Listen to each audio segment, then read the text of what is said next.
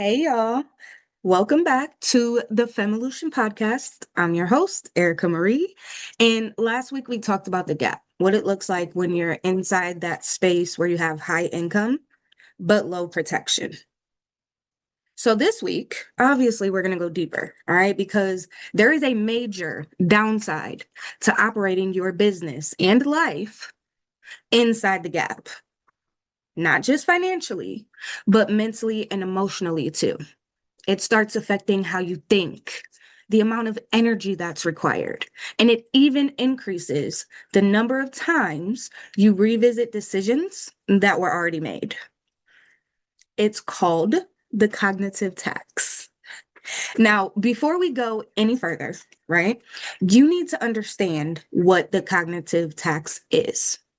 And to put it very simply, it is the mental toll of constantly making, remaking, and second guessing decisions, especially financial ones, because you do not feel safe with the decision once you make it. Okay.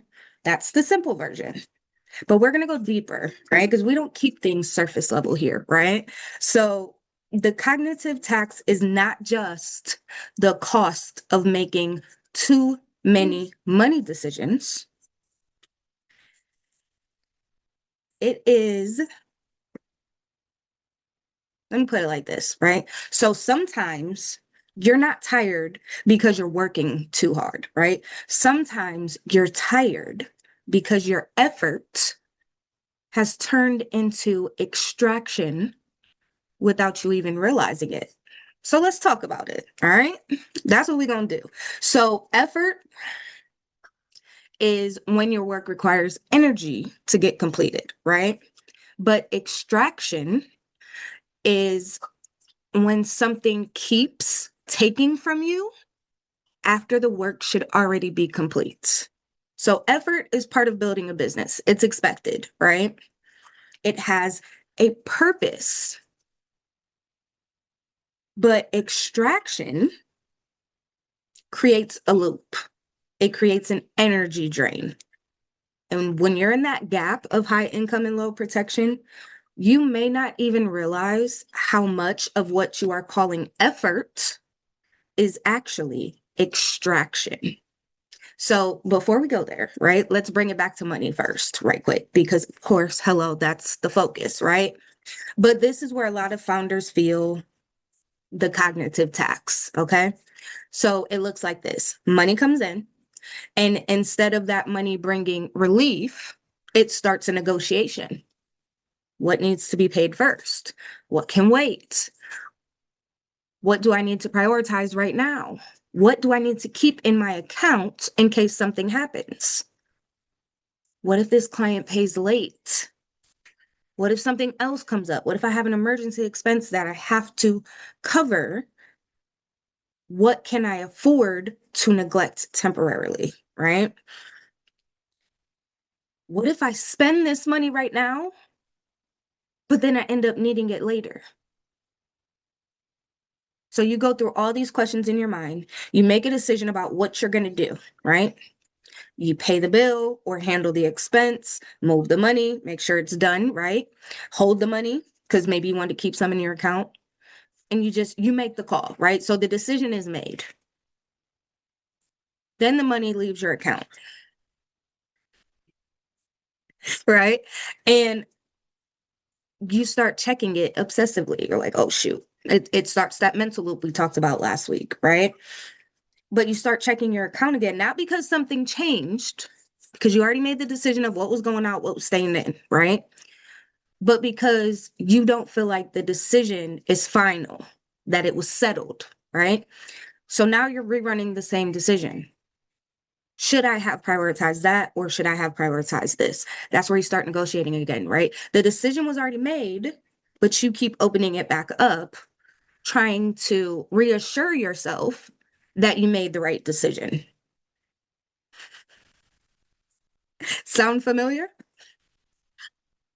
Again, did I do the right thing? Should I have waited? Should I have paid something else first? Did I miss something? Am I still good? Am I okay that my bank account balance looks like this right now?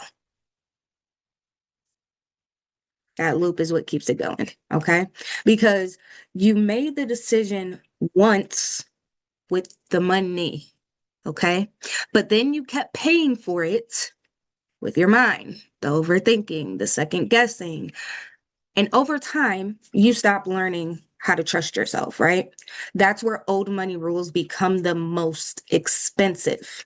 They cause you your not cause, cost, my bad. They cost you your self-trust because they teach you to wait until the money comes in, then decide what you're going to do with it.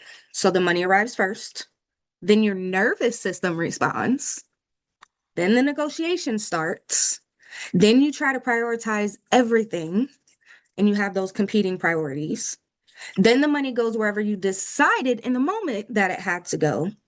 So yes, technically you're still directing the money, right? But you're directing it inside of pressure, like after the pressure has already shown up. That's the difference. Okay. So you're making decisions and you're moving forward from the moment, from urgency, right? And when you do that, every time money comes in, of course your brain gets tired. Every deposit should not start a debate. Money should not arrive before the decision does. Because if every dollar has to be negotiated once it's received, then your system and you are still reactive. You're not proactive, right? So doing money through FemFlow changes the order. We talk about this all the time, protection first sequencing, right? The decision does not start when your money hits the account. The decision is made before it arrives, right? And that does not mean that nothing ever changes. But it does mean that because you're making decisions from a clear mental space and without a nervous system that's in fight or flight, your money's following a structure, right? And it doesn't create a fresh debate just because the money arrived, because you already made the decision, right? And you landed on it and you're cool with it and you know how it's going to go because you were able to think clearly. So in FemFlow, the decision arrives before the money does, and the money follows the structure or the sequence, right? But when the decision is made too late, then you, as the founder, will delay that mentally, right? You pay for it mentally. But again, this is not only about money, right? So this is where we need to go a little deeper into effort versus extraction. Okay, because sometimes the cognitive tax is not coming from a bill. Sometimes it's coming from a relationship, a client relationship, a team dynamic, a business partnership, a family pattern that somehow found its way into your business, a situation where you already did the work on your personal life to leave those types of dynamics behind, right? Only to later realize that some version of that same pattern is still alive and well inside of your business.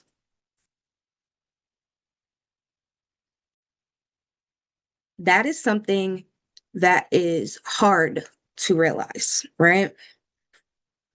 I had that realization recently. So this part's a little fresh for me, okay?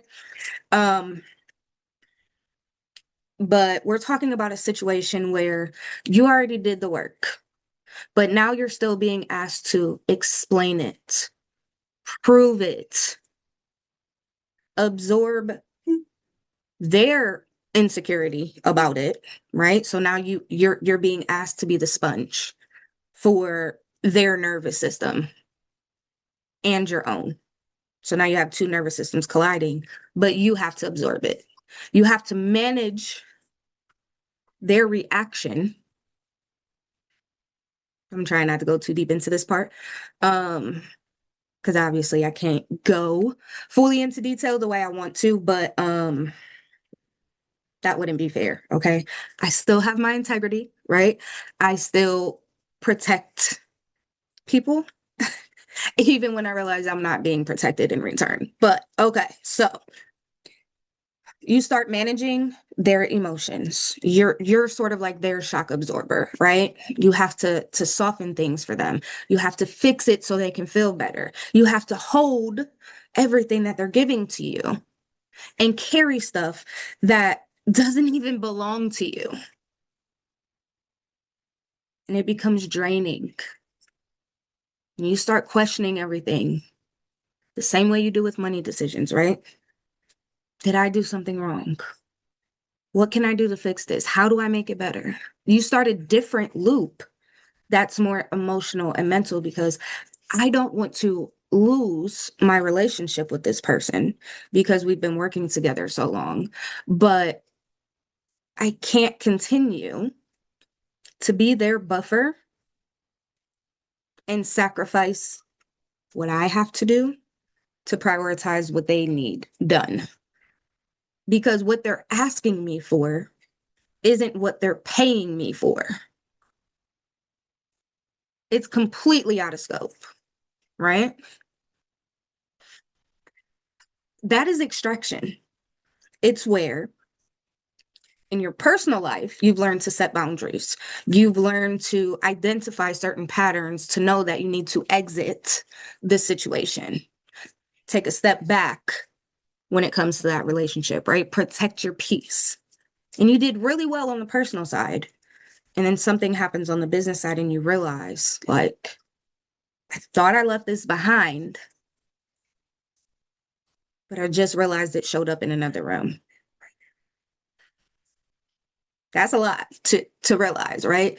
So then you have to decide again in a more delicate dynamic, right? What your boundaries are, when to say no, when to not let your emotion override your common sense. Because on the personal side, you used to do that a lot, right? You let your emotions rule and you overrode your inner knowing is what I love to call it, but also common sense, right? When you know you shouldn't be doing something and you have a feeling that it's something else, right? But you ignore it. And over time, you lose trust with yourself. And then it takes a lot to get that trust back. And that's personal side, right? Then you realize you now have to repeat the process on the business side.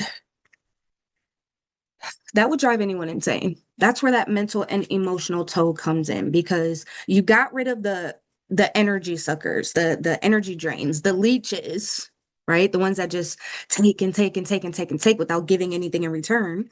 You remove that from the personal side, and now you're realizing you also have to move it from the business side. But because this is a different dynamic and you have all these competing priorities, being professional, staying in integrity, you know, because you're so relationship based in your business, you don't want to damage the relationship, but you also know that it is not sustainable as it sits right now. You can't keep the dynamic as it is. It has to change. Right? And that kind of realization hits different because it's one thing to say, I'm tired because I've been working too hard, right? I had way too many late nights trying to get this across the finish line. But it is another thing to realize, no, I am tired because someone is taking from me after the work should have already been done. That's not the same thing. Effort says I use the energy to build something. Extraction says I keep having to give energy for this thing to remain stable. Effort says I did the work, it's done, right? Extraction says I did the work and now I still have to prove it. Effort says I made the decision. Extraction says I made the decision and now I still have to defend it, explain it, soften it, revisit it, and emotionally carry the reaction to it. And when you are a founder, that difference matters, right? Because extraction is cognitive task, but effort is not. Effort is a defined, limited situation, right? You realize you need to make a decision. You put in the work to make the decision. The decision gets made, it stands. Or you get a deliverable that you have to deliver, right? You do the work, get it presentable, and then you present it. Done. Effort. I did what I had to do, right? Extraction says, is this right? Do I need to change this? Are they going to be happy about it? It's the loop, just in a different form, right? And if you don't know the difference between effort and extraction, which I think I made it pretty clear, right? You're going to keep calling everything commitment, loyalty, leadership, doing what needs to be done. But sometimes it's not leadership. Sometimes it's a pattern. Sometimes it's a structure that keeps asking you to absorb the shock first. Sometimes it's a business dynamic that only works because you keep carrying the parts that other people refuse to carry. And when that happens, your money is not the only thing being taxed. Your focus is being taxed.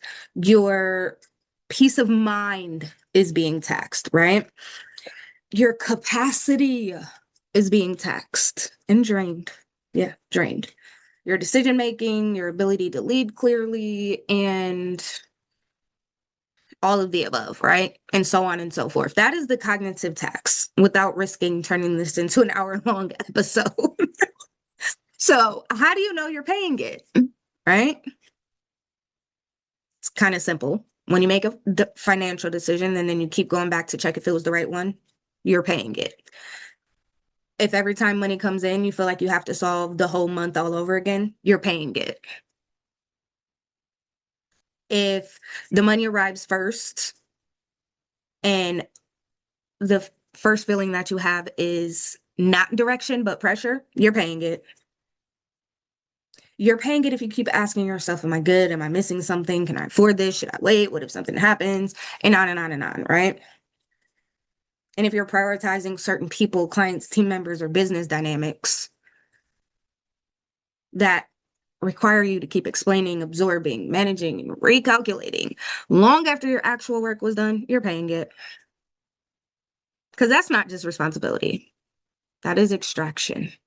Right. So let me be clear. This is not about avoiding effort. I hope I was clear enough with that one, right? Because I gave you the difference. It's not about avoiding effort.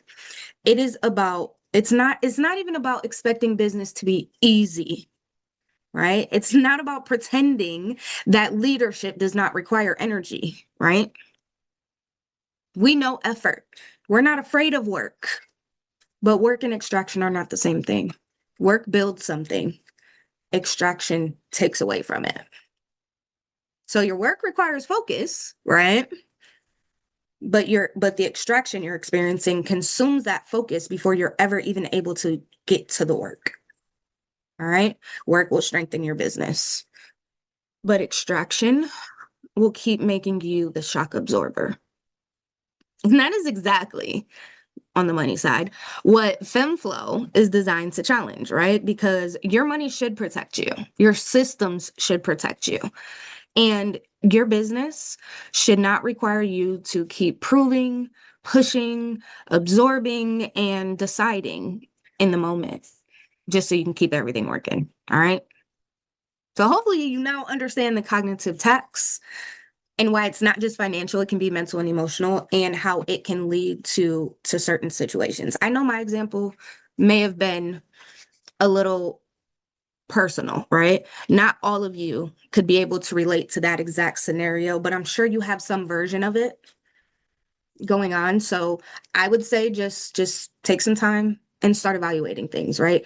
Remember, the highest form of self-care is discernment. Knowing when to recognize those patterns that are showing up in places you thought they didn't or that they weren't allowed to, right? So I think I kind of made my point with this episode, but also I'm hoping you guys really understand what cognitive tax is now, and that you also understand that you don't have to keep paying it. You don't have to stay stuck in the gap, right? You don't have to let the cognitive tax be the thing that affects how you lead, how you decide, how your focus is put to certain things, right? And how your energy is taxed. but it allows you to see when you have discernment, it allows you to see very clearly the things that are yours to carry and the things that aren't. All right. So I know you're probably wondering, like, okay, so how do I stop paying the cognitive tax? First, stop normalizing the loop. It's not normal. Okay. Stop acting like it's normal to make the same financial decision 5 times in your head. And that's at minimum, right? Stop acting like it's normal to need reassurance after every single move. Stop acting like it's normal for money to come in and immediately create more mental work for you. Stop acting like it's normal for people or business dynamics to keep pulling from you after a decision has already been made or the work has already been done. That's not protection. That's a signal. Okay. So, first and foremost, stop normalizing the loop. All right. Second, you have to do this for yourself. I know I was very clear in this episode about the difference between effort and extraction, but I need you to name the difference for yourself. Let me not say I. You need you to name the difference for yourself. So, in your business and in your life, what is effort versus what is extraction? Now that you know the two are not the same thing, you need to define it for yourself. Okay.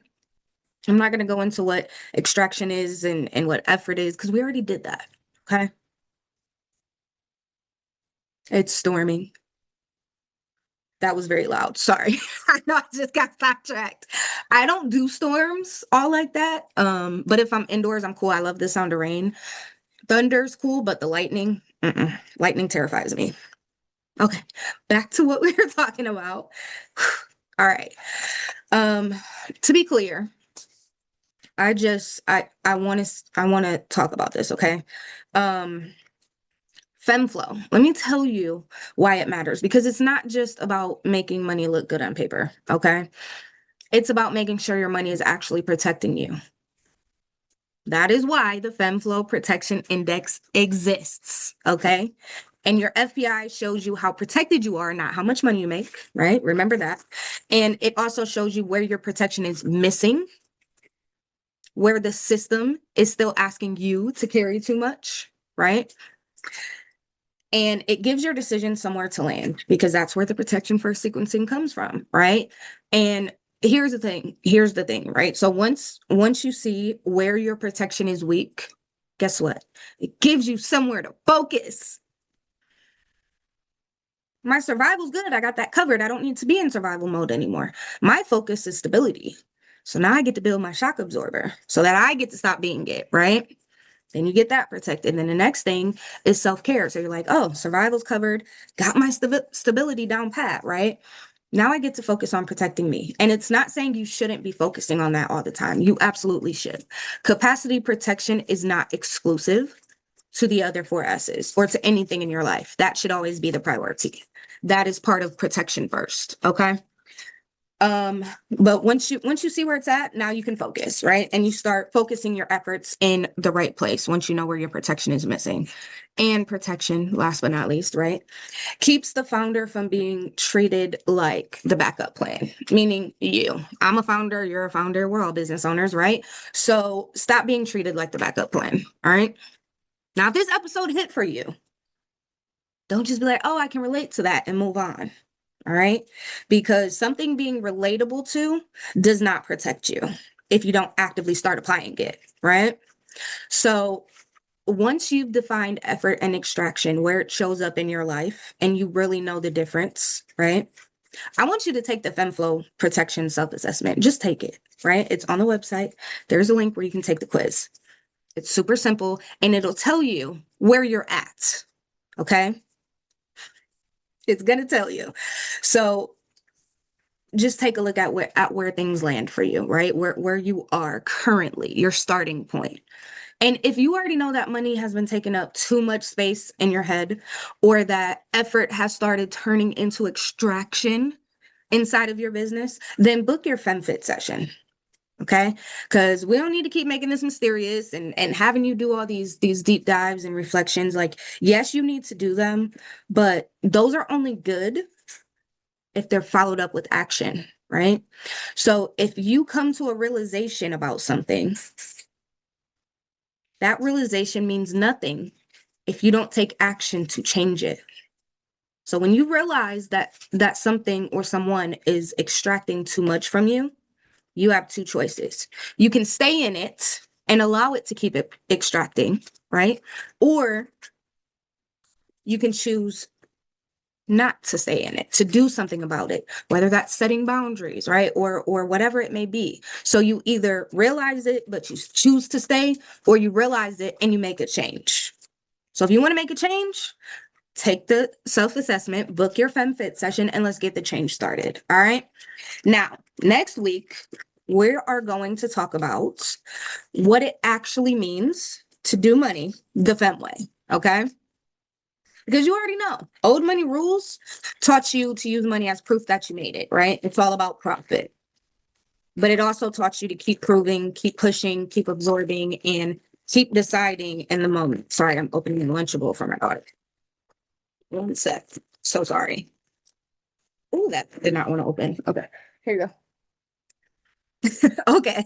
Um, but doing money the fun way, it has new rules, right? Money's not proof, it's structure.